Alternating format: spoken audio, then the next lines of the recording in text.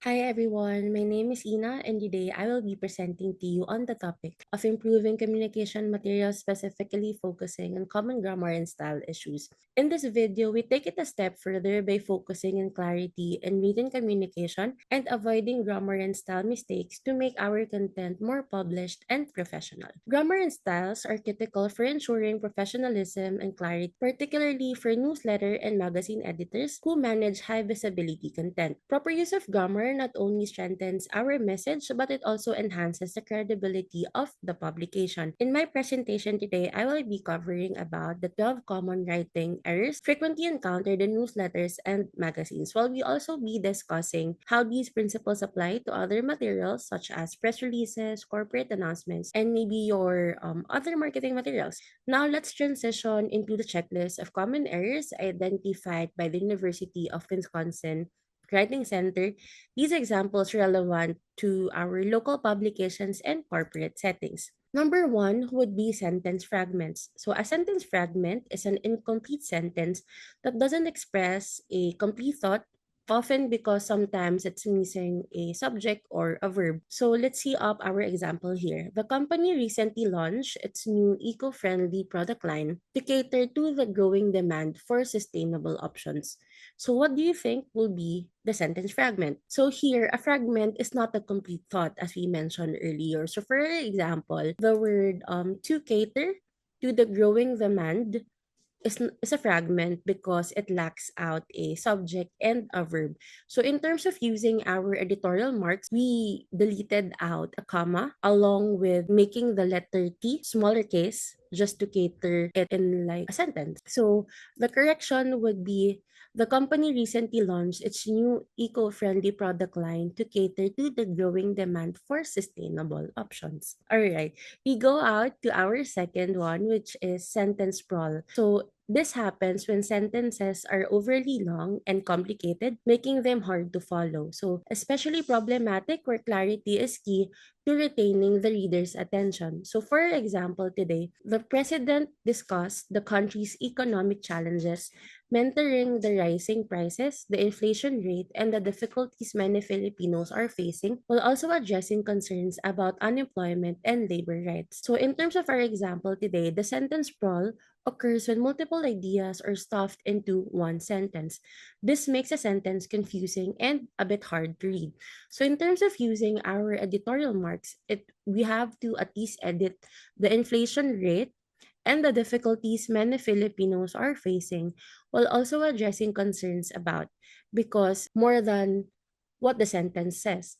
So what we need to do is to at least insert out right after inflation rate, unemployment, and labor rights. So in terms of the correct sentence, this should be the president discussed the country's economic challenges, including rising prices, inflation, and unemployment while addressing labor rights concerns. Third is misplaced and dangling modifiers. So this occurs when modifying phrases are incorrectly positioned or don't clearly refer to the subject of the sentence. So we have here the example. After publishing the article, the readers praised the journalist for its depth. In terms of our explanation earlier, a dangling modifier doesn't clearly link to the subject. So for this example, the action in the modifier, which is publishing, seems to apply to the wrong noun. So what we need to do here using the editing marks is we need to transpose and move like after the publishing of the article to the correct place in the sentence, clarifying that the journalist published the article, not the readers. And then we have to do an insert mark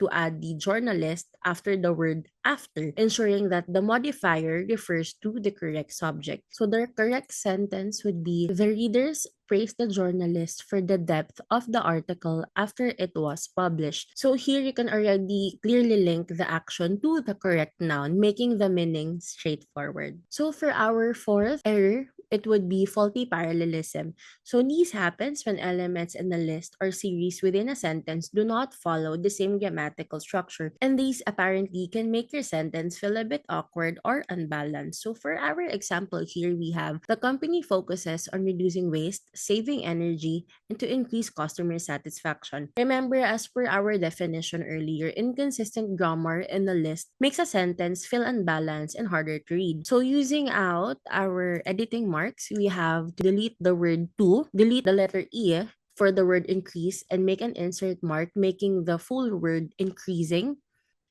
So the correct sentence here would be the company focuses on reducing waste, saving energy, and increasing customer satisfaction.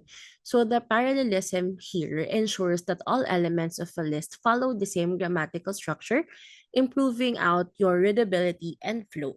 We now go to the next, which is unclear pronoun reference. So these occurs when a pronoun does not clearly refer to a specific noun. So these can also confuse your readers, making it difficult to understand what or whom the sentence is referring to. So based on our example here, the government launched a new housing project and they hope it will help address the growing homeless population. So the pronoun they is unclear on who they refers to, making the sentence more confusing. So in using our editing marks, we delete the word they and insert out the word officials. So we have here the correct sentence. The government launched a new housing project and officials hope it will help address the growing homeless population. So based on our corrected sentence, this already clarified the noun that the pronoun refers to ensure the sentence is easy to follow and prevents misinterpretation. Next would be incorrect pronoun case. So using the wrong pronoun case, such as mixing up your subject and object forms, creates confusion and makes the sentences sound grammatically incorrect. It's very essential for us to use the correct form for pronouns in professional writing, of course, to maintain accuracy and flow. So based on our example here, the report was presented by he and the board members. So using out he and she are subject pronouns, but here they are used as a object pronoun that should be him and her. So based on our editing marks, we again remove the word he, replaced it with him by putting in an insert mark. So the correct sentence should be the report was presented by him and the board members. Next, we have omitted comma. So omitted commas can lead to misinterpretation or confusion, especially in more complex sentences. So for example, here we have, during the event, the mayor announced new policies. So what we need to do in using our editorial marks, we have to at least insert out a comma after the word event. So the proper sentence should read, during the event, the mayor announced new policies. Adding out commas in the correct places clarifies the sentence, separating ideas properly. Next is superfluous comma. So while commas are very important, the superfluous commas can clutter a sentence and disrupts its flow. Removing out unnecessary commas ensures that the sentence reads smoothly. So we have the example here. The team working on the project has made a significant progress. So based again on our superfluous comma and using our editorial marks, we should then be removing the two commas right after the word project and right after the word has. So too many commas again break up the sentence unnaturally, interpreting the flow of reading. So the corrected one here is the team working on the project has made significant progress. You see, by removing unnecessary commas makes the sentence smoother and easier to read. Next would be comma splices. A comma splice occurs when the two independent clauses are joined by a comma without the necessary conjunction or punctuation. This breaks out grammatical rules and makes the sentence harder to understand. So for the example, the event was well organized. Everyone had a great time. So we mentioned earlier, again, a comma splice improperly connects two complete thoughts, making the sentence grammatically incorrect. So using, again, our editing marks, we insert out the word and between the two clauses and insert a insert mark. So the correct sentence should read out, the event was well organized, everyone had a great time. So adding up a conjunction or maybe splitting the clauses into two sentences corrected the grammar.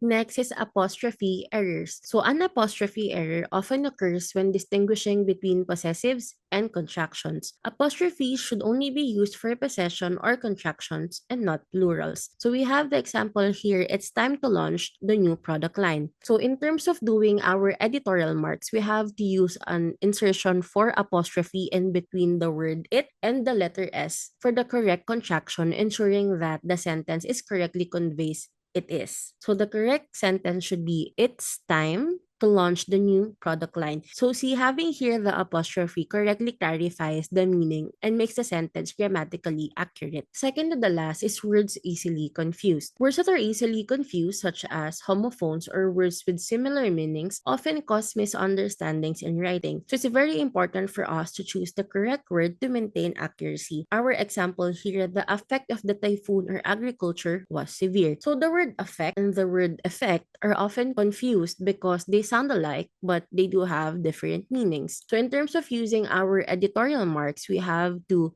delete the word affect, put in an insertion mark, and replace it with the word effect. So the correct sentence would be, the effect of the typhoon on agriculture was severe. So using the right word ensures clarity. So in the corrected sentence, effect is used properly, making the meaning clear and precise. Lastly, misspellings. So misspellings detract from professionalism and can easily be avoided through careful proofreading. Common words should always be double-checked to maintain credibility, especially in publication. So for our example here, we have the government launched a new initiative to support small businesses. So now, using our editorial marks, we have to delete the misspelled word, which is government, and put in an insertion mark to add up the correct spelling of government. So the sentence should be, the government launched a new initiative to support small businesses. I'll now be diving into online resources for grammar and style, the tools that can help refine and polish your writing even further. So we have here a list of useful resources for further references. So when it comes to editing communication materials like newsletters and reports, having access to reliable sources and verifying grammar and style is very invaluable, being the common used are APA and MLA. So these resources provide detailed guidelines on grammar and style rules useful for anyone writing or editing newsletters, reports, press releases, or even corporate announcements. So to wrap it up, understanding and avoiding common grammar and style error is essential for creating professional, clear, and effective communication materials. By applying the techniques that I've mentioned or covered today, you can significantly improve the quality of your writing. So maybe the key takeaway here is that the grammar and style errors are common but easily avoidable with careful editing and attention to detail. Five other references, also including our textbook for design and production of print and radio development communication materials, and the link from University of Wisconsin-Madison. So thank you so much for listening.